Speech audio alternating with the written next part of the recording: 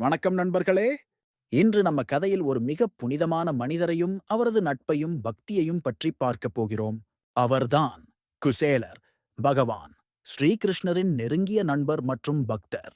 குசேலர் ஒரு ரிஷி, கல்வியையும் வேதங்களையும் கற்றவர். ஆனால் வாழ்க்கையில் ஏழை. அவரது மனைவி பசுபதி உணவுக்கே கஷ்டப்படும் நிலை. அதிலும் எப்போதும் விஷ்ணுவை தியானித்துக் கொண்டே இருப்பார் குசேலர். மனதில் கொஞ்சம் பசி இருந்தாலும் கடவுள் நினைவோடு இருந்ததால் அவர் சந்தோஷமாகவே இருந்தார். ஒரு நாள் அவரது மனைவி சொன்னாள், கிருஷ்ணர் உன் நண்பன்தானே? அவர் இப்போது துவாரகாவுக்கு மன்னராக இருக்கிறார். அவர் நினைவில் கூட உன்னை மறக்க மாட்டார். போய் அவரை சந்திக்கலாம். அவர் நம்மை உதவுவார். அப்போதுதான் குசேலர் முடிவு செய்தார் கிருஷ்ணரை சந்திக்கப் போவதற்கு.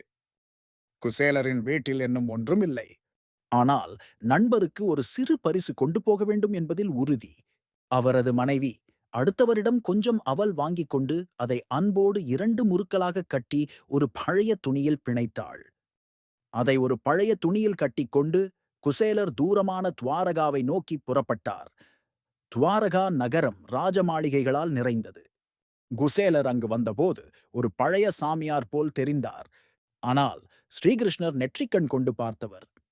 கிருஷ்ணர் நண்பனை கண்டவுடனே ஓடி வந்து குசேலரின் கால்களை கண்ணீர் கலந்த அன்புடன் துவைத்து அவரை ஒரு ராஜராகவே மதித்து வரவேற்றார். அவரை அன்போடு கட்டிப்பிடித்தார். ராணியும் வியந்தாள். இந்த ஏழையை எப்படி தாங்கள் இவ்வளவு மதிக்கிறீர்கள்?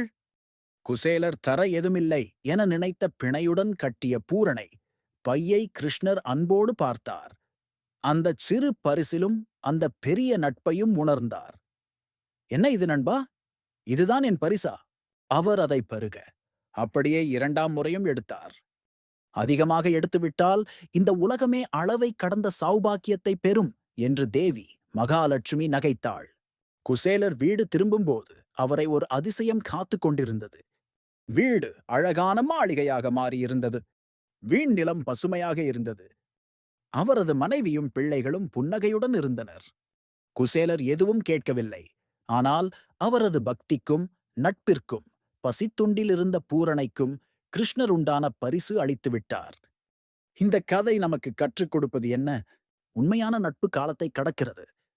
நாம் தருவது சிறியது என்றாலும் அன்போடு கொடுத்தால் அது பெரியதாக மாறும். கடவுளிடம் பக்தியோடு வாழும்போது வாழ்க்கை மாற்றம் கண்டிப்பாக வரும். இந்த கதை உங்கள் மனசை தொட்டதா? குசேலர் போல ஒரு நம்பிக்கையும் பக்தியும் நாம் வாழ்வில் வைத்துக் கொண்டால் வாழ்க்கை நிச்சயம் அமைதியுடன் இருக்கும். இந்த வீடியோ பிடித்திருந்தால் லைக் பண்ணுங்க, உங்கள் நண்பர்களோட ஷேர் பண்ணுங்க. இன்னும் பல ஆன்மீக வீடியோக்களுக்கு சப்ஸ்கிரைப் பண்ணுங்க நம்ம சேனலுக்கு.